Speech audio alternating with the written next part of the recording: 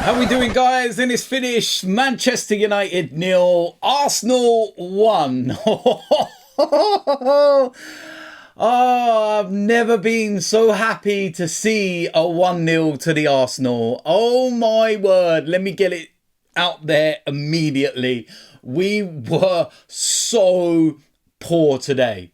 Oh my word, we were dreadful. But listen, if you want to challenge for titles, if you want to win titles, you do have to grind out results. William Saliba, absolutely immense. And what did I say in my preview? That this game is Erik ten Hag and Manchester United's cup final. Forget the actual cup final against Man City in a few weeks. This is their cup final. And the way that they performed, come on now. I looked at their team before the game and, you know, there was no Rashford and no Bruno Fernandes. And I was thinking, oh my word, that Manchester United team stinks.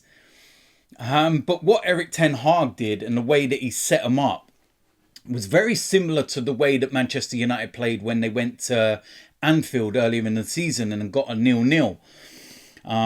Because he knew if he went toe-to-toe with Arsenal against, like, you're just going to get absolutely annihilated.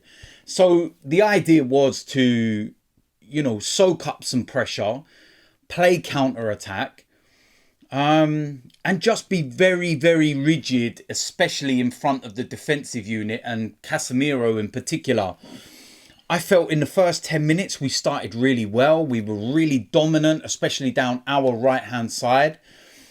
And then Thomas Partey got, you know, dispossessed and very sloppy. And Højlund, you know, he slipped over as he was about to shoot. And it kind of gave Manchester United a lift.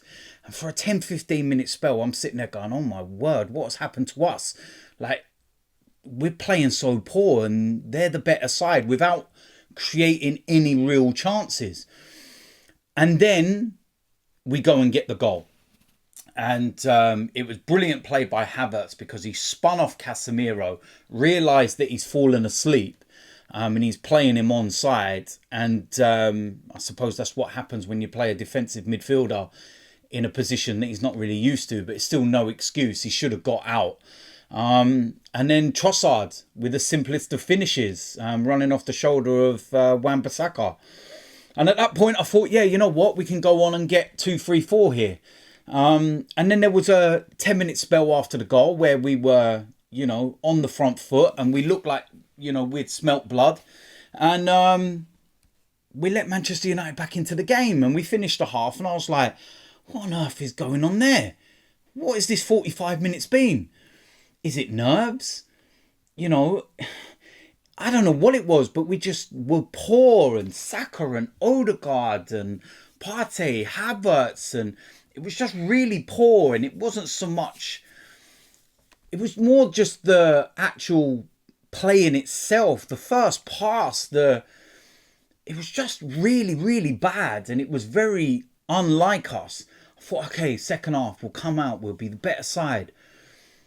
And it was pretty much the same kind of stuff. And don't get me wrong, Manchester United played well, but they never actually created anything.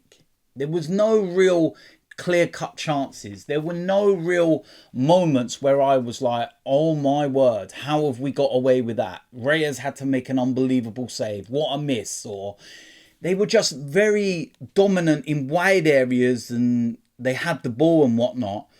But their final delivery, Garnacho in particular, was poor.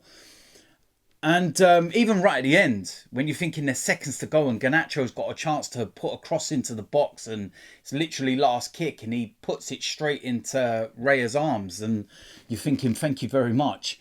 But yeah, Manchester United had a lot of possession in and around those areas where you're kind of on the edge of your seat and you're a bit nervy and a bit like, oh no, but they never really created anything. You know, they only had 2 shots on target all game. We had 5 shots on target and we played poor. And, you know, that last 10 minutes or so, if it wasn't for Onana, we would have won that game 2 or 3-0. You think of the save that he made from Martinelli. Just after he made a save from a corner, it was Wan-Bissaka and he scored an own goal. And then there were a couple of moments where you're kind of like, nearly. But listen, like I said, we've got the 3 points and that is all we can do. And we now take it to the final game of the season. Now, Manchester City, they do have to play Spurs on Tuesday. And for 90 minutes, 95 minutes, whatever it is, we're all going to be Tottenham fans. All right. And then what we'll do at the end of it, especially if they did us a favour, is go and have a shower and, scrub away the dirtiness of supporting them for 90 odd minutes. Don't bear thinking about. But yeah, that's what we have to do. We just have to hope that they can do us a favour. That's what we have to hope for. And if not, whatever happens, we go into that final weekend. And listen, final weekends, yeah, things do happen. And Man City, notoriously, when they go into those final games, you think of the Aguero moment. They're playing an already relegated QPR, I think it was. And they were 2-1 down going into injury time. And they get them 2 late goals. Wasn't it a few years ago when they were going into the last game, with Liverpool? And in their final game, they went 2-0 down. And the title was going to Anfield. And then they managed to turn that around. So strange things do happen in them final games at the Etihad. I don't know whether they get nerves. Who knows? You're just clutching anything right now. David Moyes' last game for West Ham. Declan Rice being able to ring up all his ex-teammates and say, do us a favour. Who knows? But listen, we've done what we have to do. What we want now, ideally, is Liverpool to beat Aston Villa tomorrow. And then that keeps the top 4 alive. Spurs have to go into that game against Man City because it would be a game in hand. Win that. And then they've still got the chance of Champions League football because they've got Sheffield United on the final game of the season. Whereas Aston Villa have got an informed Crystal Palace. So it's not a foregone conclusion, that 4th spot. And listen, Unai Emery, he's let that slip before, hasn't he? As we all know too well. But listen, man, I'm mentally and physically drained after that game. I'm mentally and physically drained after this season. Just, man. I think what we have shown, though, is that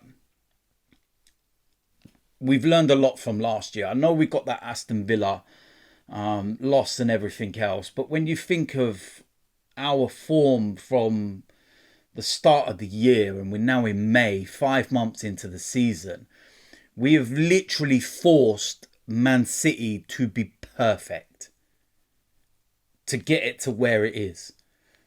It's staggering. Do not listen to what people say when they say Man City have not been at their best. If Man City would have got their victories against us like they normally do season after season, then they could have finished on, what is it? Like 80 something, 86, 87 points. Like, no, wait, we're there now. Like 90. What is the actual table, actually? Let me have a little, I don't even know. Yeah, here we go. Right, so if Man City go and win on their final day and beat Spurs as well, they'll be on 91 points. We can get 89. So if Man City would have beaten us like they always do every season, then they would have been on 97 points. They haven't dipped or dropped. Not at all. So don't believe that narrative. We've been exceptionally good. And ironically, we've actually got more wins in a season than our Invincibles. It's clear progress. Massive, massive, massive progress. So yeah, listen, all we can do is hope. We've taken it to the final game of the season. And listen, what will be, will be. It's in God's hands now. And yeah, Mad, innit? It's been a mad roller coaster of a season. But we're back top of the league for the next 48 hours or so at least. And then, like I said, Tuesday, we get to see what happens between Spurs and Manchester City. And if Manchester City don't win, title's in our hands, home to Everton next weekend. So, listen, that's it for my match reaction. Let me know in the comment section what you think about that game. How are your nerves? How are you feeling? And do you think that Tottenham can do us a favour?